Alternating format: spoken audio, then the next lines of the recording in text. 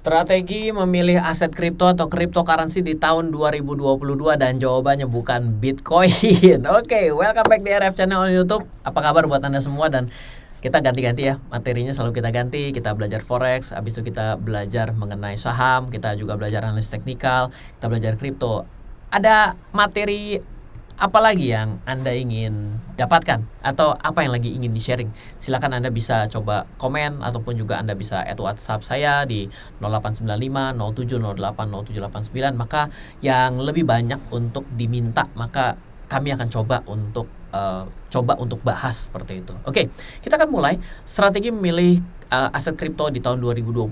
Mungkin Anda yang mulai merasa tertarik melihat cryptocurrency. Ya, seperti yang sudah saya kemukakan bahwa mungkin Anda juga baru, maka saya adalah orang yang sudah memperhatikan dan mencoba untuk berada di dalam dunia ekosistem kripto dan blockchain bukan mulai hari ini, tapi saya mulai kenal dari 2016 dan juga saya sudah mengeluarkan satu judul buku ke-21 saya. Nanti saya akan cerita seperti itu. Mungkin Anda juga mulai mempertimbangkan, maka sebenarnya menurut saya Anda tertinggal kalau Anda malah justru belinya Bitcoin pada hari ini. Oke. Nah, kalau gitu apa yang harus saya beli? Gitu. Nah, ini akan kita bahas pada video kali ini. Nah, kita mulai saja. Seperti biasa, saya juga bukan pengidam koin micin. Artinya saya nggak suka koin-koin yang kecil. Kalau di koin kripto itu bukannya saham gorengan. Kalau di kripto itu paling terkenal namanya koin micin gitu ya. Jadi koin micin inilah koin-koin kecil yang bisa didapat dari dibagi-bagi atau apapun. Saya tidak terbiasa untuk mencari yang seperti itu. Dan demikian juga dalam saham, saya juga tidak pernah mencari saham-saham yang kelas-kelas kecil. Saya mencari saham besar. Nah, jadi saya lebih suka membaca pergerakan minat pasar pada pergerakan kripto atau koin atau token dalam beberapa periode untuk melihat sustainability-nya. Ya, seperti yang kita tahu bahwa kripto itu sebenarnya kalau ditanya fundamentalnya adalah solusi apa yang mau mereka hadirkan untuk kita. Apa visi misi dia dengan menghadirkan token itu? Itu yang penting. Oleh karena itulah, ketika visi misi itu ditangkap pasar secara bersama-sama melihat bahwa itu bagus, maka minat pasar itulah yang mau saya tangkap dalam analisa kali ini. Nah, akhirnya saya akan mengambil data dari 2019 menuju 2021 dengan mengambil cut off-nya adalah minggu ke-1 Desember 2021, maka saya akan mempelajari dari pergerakan market cap dari koin-koin ini. Market cap itu adalah jumlah koin beredar dikalikan dengan harga. Oke, dan tentunya dalam dolar. Metode ini adalah salah satu yang saya jabarkan detail pada buku ke-21 saya. Judulnya seperti yang di layar adalah Strategi Mudah Trading dan Investasi Cryptocurrency. Thank you Anda yang sudah pre-order. Tapi kalau Anda belum pre-order buku ini dan Anda menginginkan untuk memiliki buku ini, maka Anda tetap lebih baik melakukan pre-order ke tim saya. Karena batch pertama sudah habis. Karena batch pertama habis tapi ternyata ada yang terlewat. Aduh Pak, kenapa kemarin saya lupa ya? Oke, kita akan buka batch kedua. Anda tetap bisa memiliki buku ini daripada Anda menunggu di toko buku di Maret 2022. Jadi masih 3 bulan daripada Desember 2021. Dan Anda bisa order ke 0895 3-nya 5 kali, bukan 3-nya 4 kali, hati-hati. 0895 3-nya 5 kali 0789 untuk mendapatkan penjabaran dari beberapa strategi filtering dari koin-koin yang ada saat ini di dunia. Saya kemukakan pada buku, tapi saya coba untuk aktualisasikan dengan satu strategi dalam video kali ini. Boleh ya? Oke, kita akan mulai sekarang juga. Yang pertama, ini adalah top 10, saya kasih top 20 ini bukan 10 nih. Top 10 kripto yang selalu ada di jajaran koin terbonafit selama 2 periode. Ryan, saya mau nanya dong Ryan, logikanya apa sih? Kenapa Ryan mengatakan bahwa ini adalah top 20 dari terbonafit? Kapitalisasi market cap itu adalah harga dikali populasi. Sama dengan Anda mencari kapitalisasi pasar dari saham, itu adalah harga saham dikali jumlah lembar saham. Nah, secara tidak langsung bila dua ini kita kalikan, maka dan dalam tiga kali filter 3 periode yaitu 2021, 2020 dan 2019 kita filter, maka kita akan mendapatkan memang tidak semua koin mampu bertahan di jajaran teratas. Tapi kalau Anda mau cari listnya ya contohnya di kanan. Bitcoin, Ethereum, Binance Coin, Tether, Cardano, USD, USDC, XRP dan lain sebagainya. Loh, Ryan katanya bukan Bitcoin, ternyata Bitcoin yang paling atas. Betul, ini namanya koin bonafit. Kita tidak berbicara yang lain selain kebonafitannya. Nah, saya akan berbicara pada bagian selanjutnya bagaimana cara mencari di luar daripada Bitcoin dong. Kan itu sudah biasa. Nah, itu kalau misalnya Anda ingin mendapatkan request listnya, Anda bisa WA ke tim saya di 0852 882 6187 karena nanti tim saya akan share rekapnya seperti ini dan sudah rapi semua. Anda juga bisa coba cari-cari sendiri sehingga Anda mungkin bisa melihat bahwa koin-koinnya ada cukup banyak. Mungkin juga menjadi suatu keputusan baru buat Anda. Ya, Anda juga boleh untuk request ke tim saya di 0852 882 6187. Kita lanjut ya. Tapi, nah ini malah seru nih. Kalau dari growth pertumbuhan market cap, Ren, growth pertumbuhan market cap tuh logikanya bagaimana begini? Kalau misalnya ya, 2019 dia market capnya 10, 2020 market capnya 20, maka growthnya itu 100%. Kalau 2021 market capnya adalah 40, dan saya lupa informasikan bahwa saya ambil data ini dari Coin Market Cap, di mana CMC ini adalah benchmark dari Coin Market Cap di dunia. Bahkan di Indonesia, Bapepti pun menggunakan konsep CMC ini untuk melakukan filtering terhadap koin-koin yang boleh listing di Indonesia. Jadi ketika kita mengambil seperti tadi 10 ke 20 naik growth-nya 100%, 20 ke 40 growth-nya 100%, maka itulah yang disebut dengan growth atau pertumbuhan market cap.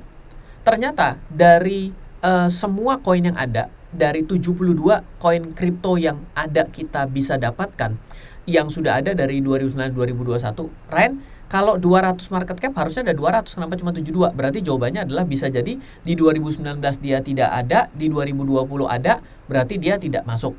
Di 2021 dia kelempar dari 200 koin, berarti dia juga tidak masuk. Hanya tersisa 72 koin. Bila kita peringkat pertumbuhan market capnya dalam 2 periode ini, kita peringkat nih, untuk dia selalu ada di atas, maka ternyata untuk accumulation rank yang tertinggi itu dipegang oleh BUSD. Menurut saya nggak menarik, karena BUSD itu adalah stable coin, artinya kayak orang beli dolar, kita buang. Tapi di sini ada nomor 2-nya adalah Decentraland. Ini dia buat orang golongan-golongan loversnya Mark Zuckerberg dengan Metaverse, maka Mana adalah salah satu penyedia dari land berbasis kripto yang bisa boleh dibilang adalah land digital. Yang kemarin sempat heboh ya itu adalah Decentraland yang dibeli coveringnya di sana dengan harga puluhan miliar kalau tidak salah. Maka Anda mungkin bisa satu aliran ya dengan mencoba melihat growth dari pertumbuhan harga daripada Mana terhadap dari hari ke hari. Ada LRC, ada USDC, menjadi tidak menarik lagi karena stable coin. Ada Theta, nah juga menarik. Dan ada beberapa nama-nama besar di yang ada, yaitu adalah Cardano, tetap ada. Lalu ada Phantom, ada Ethereum, ada Binance Coin BNB. Itu juga menjadi, boleh dibilang Ethereum dan BNB kan adalah juga tergolong dari market cap yang tinggi. BNB dan Ethereum adalah 2 dan 3 per 2021 gitu ya. Jadi ini menjadi growth yang menarik. Dia benernya growth-nya bagus dan dia sudah dalam keadaan bonafit ya. Ini berarti 2 poin nih bagi Ethereum, Binance Coin, Cardano, BTT itu juga ada deh. Tapi kalau misalnya yang lain, misalnya Pak kalau yang namanya Luna nggak ada, ya Luna nggak ada, betul. Berarti dia ada di 200 market cap tapi tidak masuk ke dalam 72 ini. Ada tapi dia tidak di dalam 20 market cap terbesar dan terbonafit. Nggak apa-apa. Kita kan bisa menimbang-nimbang gitu ya. Ada nggak sih? Saya juga jadi Luna ada dong. Luna itu kan yang Terra, berarti itu Luna itu ada di bawah XRP. Oke. Doge tidak ada. Doge tidak ada. Doge tidak ada kan? Tidak ada. Dia tidak top growth berarti ya. Kita lanjutkan. Tapi kalau kita menghitung total growth selama 2 periode ini, kita juga bisa hasil yang agak sedikit berbeda. Loh, Ryan, kok jadi agak beda? Iya betul. Tadi kita memperingkat dari 2 kejadian. Tapi hari ini, saat ini yang kita coba adalah growth-nya kita jumlah antara growth dari 2019 ke 2020 dan growth 2020 ke 2021. Begitu kita jumlah, ternyata peringkatnya bergeser. Luna menjadi nomor 1, Phantom menjadi nomor 2, BUSD menjadi nomor 3, Mana menjadi nomor 4, tapi Doge menyalip dengan nomor 5. Doge tidak ada loh di sini, ya kan? Doge tidak ada. Tapi di sini menyalip. Nah, jadi kita sebenarnya dengan melihat seperti ini, Ryan, bagaimana caranya kita memilih yang baik? Nanti kita di belakang. Tapi ini kita sudah mulai mendapatkan beberapa perbandingan-perbandingan yang menarik bahwa tidak selalu dia dengan suatu tolak ukur dia menghasilkan filtering yang sama. Oke? Selanjutnya adalah kalau kita pelajari dengan merata-rata. Nah, kita balik sekarang dengan kita rata-rata growth-nya. Berarti growth yang stabil, berarti kita cari dalam 2 tahun. ataupun growth-nya yang terlalu besar sehingga kerasa stabil. Ternyata dengan average growth maka kita mendapatkan Terra juga yang tertinggi secara average growth 13.000 bos ya. Luna, FTM, BAS, Mana, Doge, Rev, CHZ. Ini mungkin agak mirip seperti total growth. Betul nggak? Oke. Tapi ketika kita ambil semua peringkat yang tadi itu kita coba ambil dari semuanya lalu kita coba urutkan, maka ini adalah hasil akhirnya. BAS, Mana, Luna, LRC, FTM, Algo, USDC dan BAS bisa Anda coret karena itu adalah stablecoin. Milih stablecoin, Anda juga beli dolar namanya artinya. FTT, Theta, ING, IOTX, Doge, CRO, BNB, ADA, BNT, CHZ, BTT, REV, dan ETH.